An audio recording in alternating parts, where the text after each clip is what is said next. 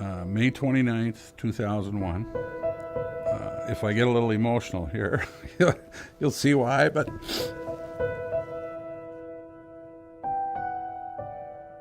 I raised Alec ever since he was in diapers. I'm more of a father image to Alec than I am a grandfather.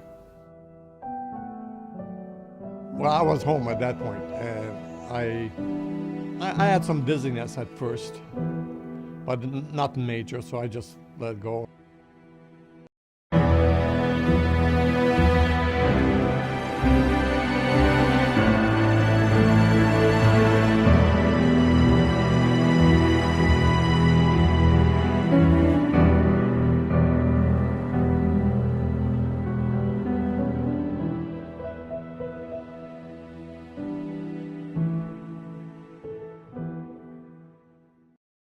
Alec went out to ride his bike since it was the first day that we had, I'd say, 50-degree weather.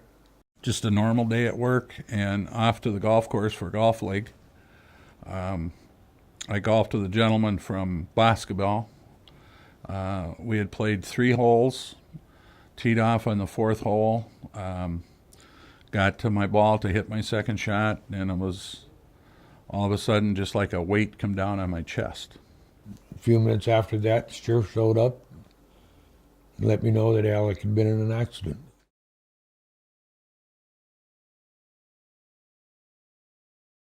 He had fallen off his bike and was not wearing a helmet. When he arrived, we didn't know who he was, didn't have a name or anything. So the police officers in town had found out who he was and notified his family. The pain was so intense. I don't think you think much about that.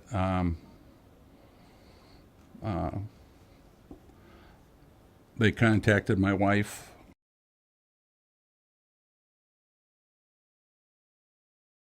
I called my friend, which is a EMT. She called the ambulance and came up and gave me CPR.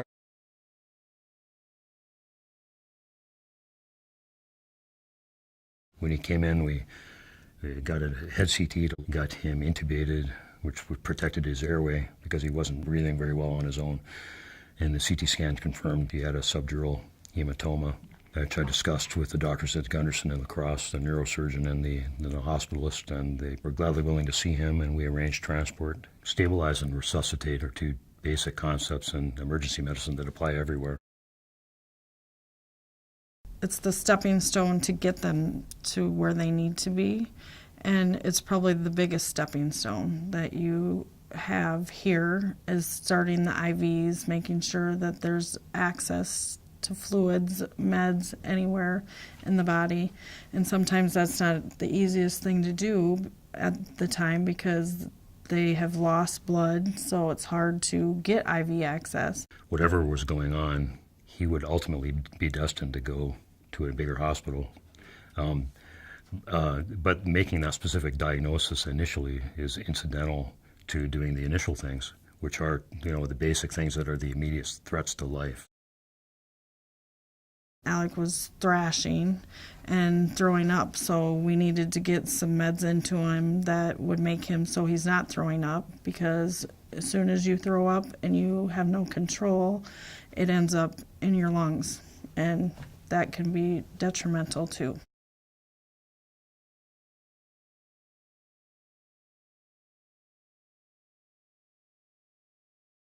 Every day, I appreciate the day that I have. Thank God that PDC Hospital was here, because they took me right here. If I had to travel, I probably would have never made it. The doctors were surprised that I did make it.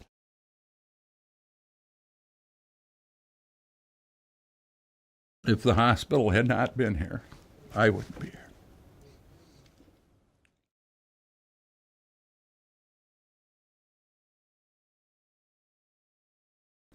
The way the events went, it couldn't have been anything but a miracle.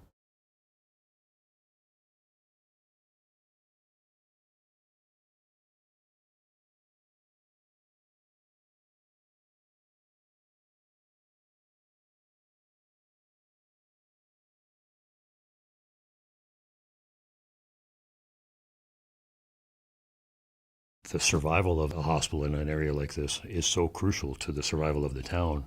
Key to any small community being a very good community are two things, I think. One is good schools, and we've got good schools. The second thing is a good hospital facility. I've been involved in hundreds of babies being born, and there's not a delivery that doesn't happen that I don't get welled up. And to be involved in a patient's life like that, a family's life, is just, it's hard to describe. Our primary goal is today and will continue to be to provide the best experience a patient can have in our facility. That's what it's all about, is for the patients.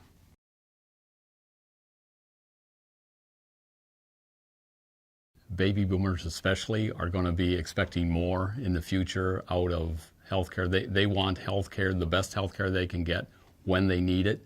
When this hospital was built 55 years ago, the state of the art back at that point in time was the iron lung for tuberculosis.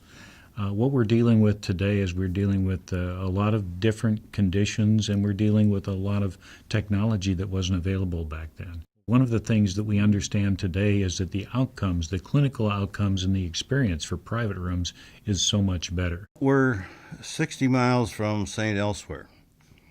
And so when you're that far away, it's critical to have care close to home. But that care can't be in any way compromised. It can't be of a lesser degree than something they would receive somewhere else.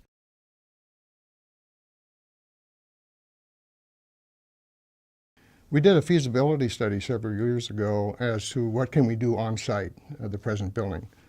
The present building has served us extremely well for the last 55 plus years, but the feasibility study shared with us that it would cost a lot of money to renovate, plus the inconvenience of our patients during renovation. We had remodeled 11 times in 50 years here at this facility. It's really a great facility, but we've outlived the usefulness of it. It became kind of a maze. You could get lost here real easy because these added additions were they're well planned, but they had to be placed wherever there was space available. I see people in the hallway all the time with that blank look in their face, which way am I going? So we take them to where they need to go. So there's a lot of issues. Well, it's an old hospital, and I think they had two choices. They could either renovate this hospital, essentially would probably mean rebuilding it completely, or building a new one. Bottom line for me was we were going to spend the same amount of money, if not more. We were going to have a facility that's going to be nice, but it's not going to be efficient. We've toured other hospitals, we've talked to other CEOs, and a lot of homework has been done to see if this is the right step to go forth. With all of the rapid changes in technology and facilities that are coming about in medicine, there's simply no way to bring new technology, refined technology into this building, and therefore a new building is really necessary.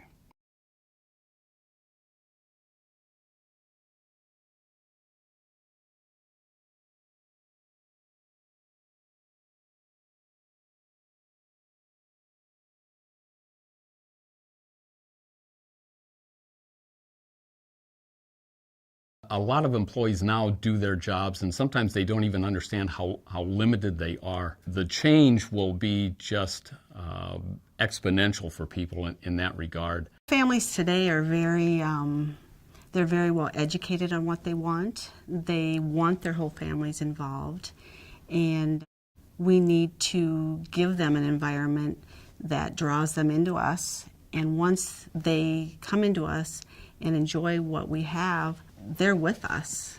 You know, they bring their kids back. They believe in us. We give them a smile that comes from deeper, you know, that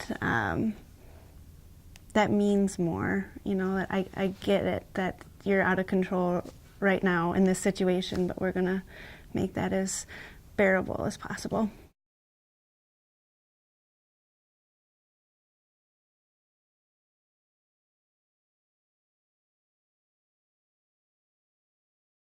We want to be known for providing the best health care in the United States. Not just for Wisconsin, not just for the area that we serve in Iowa and some of the other communities that are around us, but the best hospital in the nation. And we can be. We're trying to make sure that not only do we have the best hospital, we have a very technologically advanced hospital.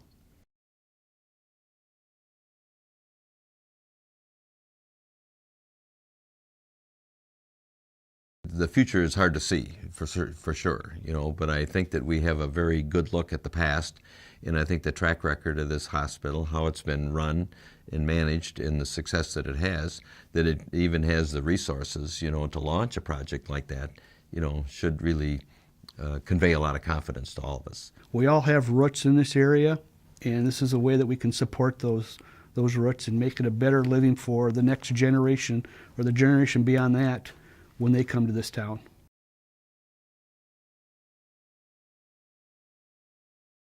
This hospital touches nearly every person in our community. And we are finding there's so many changes in medicine that we have to keep up with the times. I think we can give them comfort in a way that you don't get when you're a number somewhere else. We can give them a shoulder to cry on. We can individualize their care. Well, that's it. I think it's the personal touch that they all give. And so the people here treat you a little bit extra special, I believe, because you are recognized by them, that you're important to them and they're important to you. For a city the size of Prairie du Chien to have that asset and the foresight that they want to make it better, I think is great. We hope that citizens in the community will commit themselves to our future and will support us both financially and will support us by using our services as they develop. There are naming opportunities for gifts, and then the basic thing is going to be the people who are the small donors who enthusiastically get behind and support this project. And I think that it'll be something that they will immediately see the justifiable need for, and that they can take real pride in their community having a hospital that will be such as the one that's proposed.